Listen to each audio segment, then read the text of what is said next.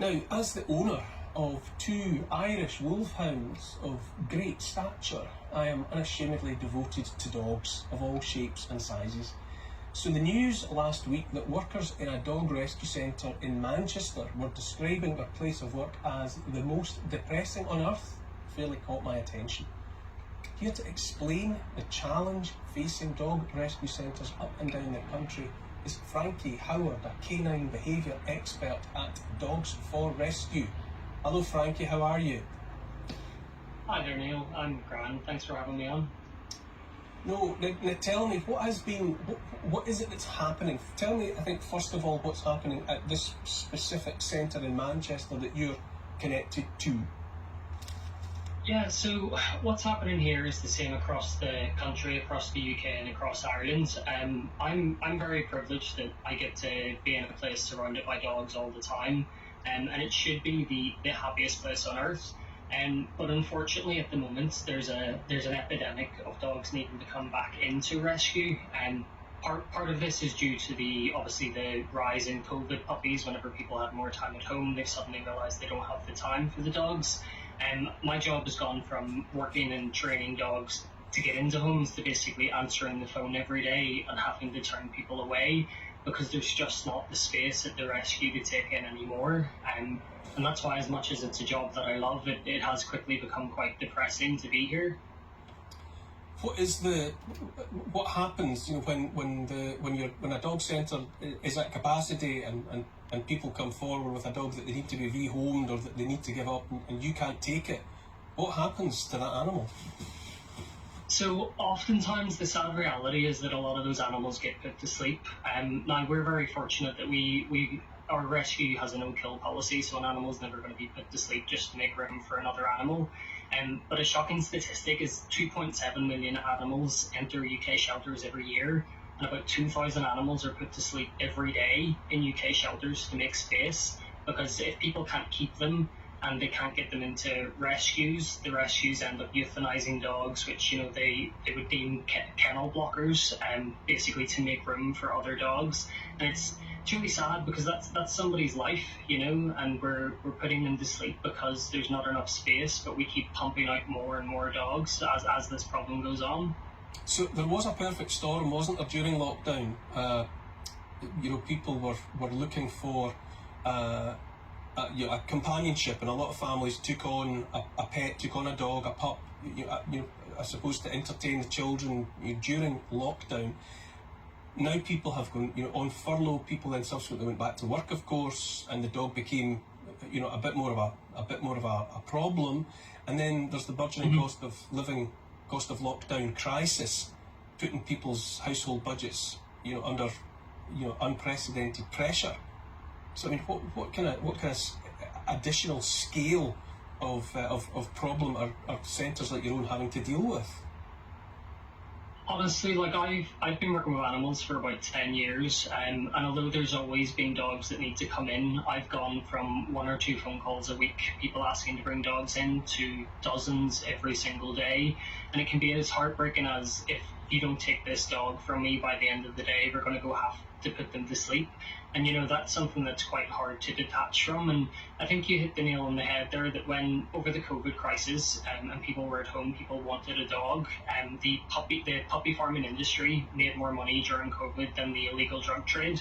And because there's such a profit to be made from breeding these animals, it continues to happen. And because of the cost of living as well, obviously it can be quite a struggle for people to take on a dog. One of the things that we're doing at our rescue is, if anyone's in a position to foster a dog, whether that's short term for a couple of weeks or whether that's for a couple of months to help us free up space, we're going to cover the cost of food, any medical bills, training with ourselves if you need any help with training, beds, crates, whatever the dog may need, because we know that there are people out there that want to help. Because of the cost of living, it can be quite difficult to do so, and we don't want that to be something that stops people from reaching out if they are in a position to help. Laura, it's sometimes difficult to reconcile stories like this with the traditional notion that we're a nation of animal lovers, isn't it? This idea that so many people took on dogs, and then the moment they become inconvenient, They just want to offload them. It doesn't surprise me. I mean, I have a dog, and she's not my first dog. I love dogs, but they're a lot of work. They are a lot of work. So people got a dog during this bubble of lockdown, where they're at home, you know, they're learning to make bread and forest school their children and learn a language and get a puppy. And then you go back to work and it's like, sheesh, what am I going to do with the dog? Well, it's a lot of work, you know, it's like a child that never grows up. But, you know, during World War II, many, many thousands of dogs were exterminated in this country because they thought there'd be a food shortage. People can turn on their pets, but that's a terrible story. I feel like I should foster a dog now. Not sure that my life needs another dog in it, but... Frankie, are you getting uptake on this? I'm fascinated by this idea of foster homes for dogs. Are people coming forward and taking dogs in? So we're getting a few. The problem is our rescue's kennel free, which is amazing. It means that the dogs don't spend all day in kennels. They're free to run in packs and they're free to kind of be dogs. But because of that, we sort of specialise in dogs that maybe haven't been coping in traditional kennel-based rescues. So some of our dogs have behavioural problems, and although we're getting a lot of applicants looking for dogs, it's maybe people that haven't had a dog before, or have maybe had a really simple, straightforward from puppy dog and that hasn't had any quirks. One of the other reasons for dogs coming in here so often in the numbers that they are is, like, over COVID, if you want to go buy a puppy and you know that come the end of COVID you're going to be working 40, 50, 60 hours a week, whenever you go to a breeder, as long as you've got the money, doesn't matter what your lifestyle is like. But the difference with a rescue, and not just ourselves, rescues up and down the country, is that if you come and you tell me you're working 60 hours a week, we're not going to give you a dog with severe separation anxiety. So we're just encouraging people to, whether it's ourselves or one of your local rescues, you know, if you can adopt, fantastic. We always say two dogs is better than one, sorry. And if you can't adopt, foster. If you can't foster, volunteer. If you can't volunteer, donate, share pages, like pages. It's just about getting these dogs out into the public eye, because there'll be a home out there for every single dog that we've got. Benjamin, it never ceases to amaze me, the thoughtlessness of people. Yeah. You know, that people, given the break of furlough and lockdown, that they must have known would come to an end, and that they would be going back to their everyday lives. People are very short-sighted. Take on a living creature. Yeah. Without a long-term thought in their head. Well, people are very short-sighted. If you look at the way that people think about pretty much any issue, they think in terms of 3 months at most a lot of the time. People very rarely plan for the future, and I think one of the things, you know, it's the two sides of the coin. It's the first part was lockdown. They went, great, we've got all this free time, we'll get a dog, and, you know, great. So they get the dog, and now we're at the other end of that with the cost of living crisis, and they're now going, the bills are going up, okay, we've got another mouth to feed, we can get rid of that, we've got to cut where we can cut, and that's the first place they go. It's almost like last in, first out sort of mentality. Frankie, is it a situation, you mentioned puppy farms and all the rest of it, are we in need of action? You know, are there steps that could be taken to better ensure the well-being of animals in this country? Yeah. So we're quite lucky that this is one of the few problems in the world that is completely within our control to change. Obviously, you can look at like trying to change legislation and things like that, but I'm a big believer in that people have control over a lot more than we think that we do. And whenever it comes to deciding to get a dog, just not supporting breeders, trying to convince your friends and family to do the same thing. Like with 2,000 animals being put to sleep every single day in UK rescues, there's no need to go out and continue this trade, because my last rescue, we used to work with a lot of puppy farm dogs seized from Ireland, and the conditions would make any decent human sick to their stomach.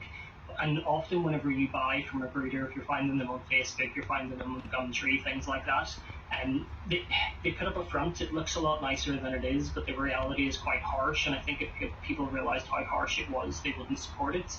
And whenever you want a dog, or if you know any friends or family that do want, come to a rescue. Like, people worry that when you come to a rescue, they're going to have behavioural problems, you can't get puppies, and I want this particular breed, there's no way a rescue's going to have it. And I always wanted a black German Shepherd puppy, and I waited, and a black German Shepherd puppy came into the rescue I was working in. And you can get designer dogs, and we had Irish Wolfhounds in one of the rescues I worked at. Like, any dog you want, any age, any kind of beginner level, you can get. And whenever you go to your rescue, again, they're going to make sure that you're paired up with a dog that's appropriate for you, rather than if you're working 60 hours, don't get a working collie. But if you're working 60 hours, maybe, you know, a dog that just wants a sofa to sleep on in a retirement home would be ideal.